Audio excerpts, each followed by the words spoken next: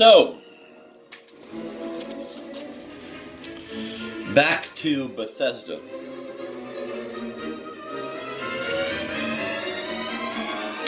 I'm sorry, Rockville. And that merit badge, just about every afternoon.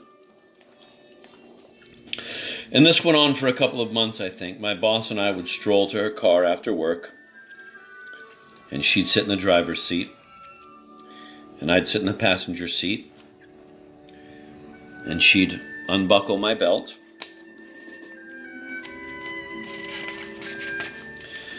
and it was all very rote. She would always say, each and every single time, "Let me expedite that," when I'd start to fumble with the buttons on her blouse. And she never failed to remind me that she was attracted to me not because of how I looked, although she'd always interject that I was, quote, more than adequate in that regard, end of quote, but because of how alluring she thought it was that I'd, befriended a misfit. And I remember being extremely impressed that even in these encounters,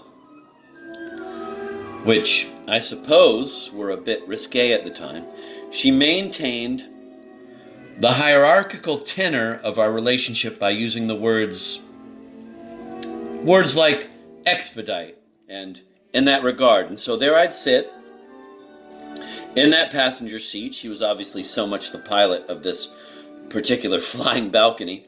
And I'd just gaze vacantly out the window at the procession, at the cavalcade of exhausted, bedraggled, bleary-eyed people who just spent the last 8 hours coding documents, making their quota, and were plodding like zombies to their cars, and I'd meekly wave goodbye to any of them who happened to make eye contact with me.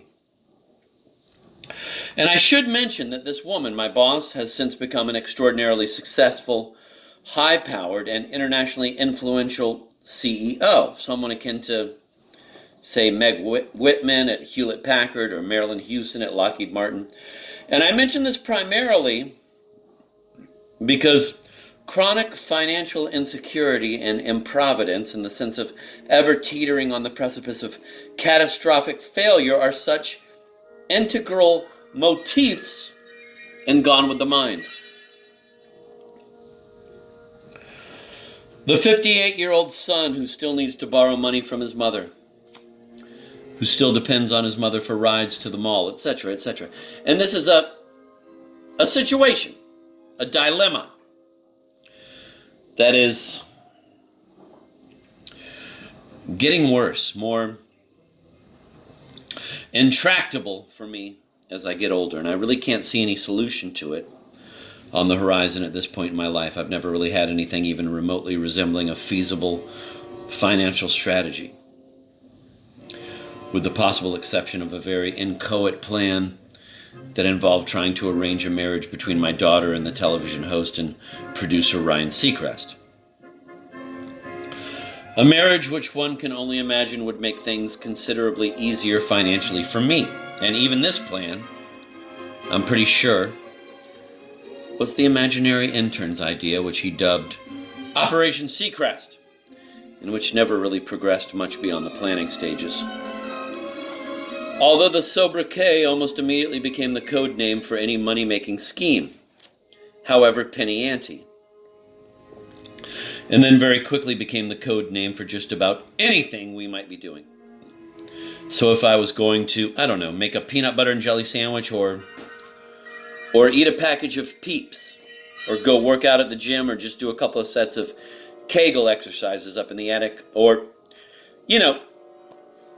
just take a shower, do some laundry. Any of that would qualify as Operation Seacrest. And of course, if we were feeling the least bit paranoid and that we needed to be especially clandestine, or, something just because we felt it, just because, it was Friday and we were feeling a little reckless and crazy, we'd refer to the autobiography itself as Operation Seacrest. Or maybe even Opcrest. The only thing that we would never, ever even think of referring to as Operation Seacrest was the Soviet defense of Stalingrad during the Second World War, a topic that was, and I'm pretty sure I mentioned this before, a topic that was completely sacrosanct.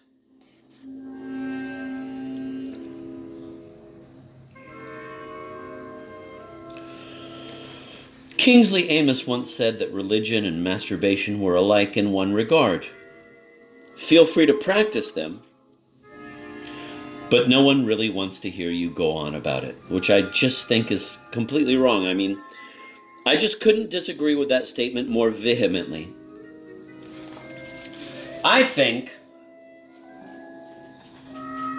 religion and masturbation are probably the two most interesting things a person could ever talk about. And you'll be able to make your own assessment once you've actually heard the excerpts. But I think a very strong case could be made that Gone with the Mind is fundamentally an autobiography of religion and masturbation. That is to say, an ontogenetic history of religion and masturbation, a study of religion and masturbation as it pertains to an individual organism. An individual organism whose first erection was inspired by a viewing of Carl Dreyer's 1928 silent film, The Passion of Joan of Arc, which was shown to us by our 7th grade English teacher, a bulimic ex-nun who, as it turned out, was very fond of my poetry. This, of course, predates by a good 6 months or so the dawning of my erotic obsession with Nadezhda Chizhozha, a 22-year-old Soviet shot putter whose photograph I first beheld in an old issue of Life magazine, which I'd unearthed one summer at a house in Deal, New Jersey, that my parents co-owned with my grandparents, my mom's parents, Raymond and Harriet, and my uncle and aunt, Lou and Fran, my mom's sister, and which, like all shore houses,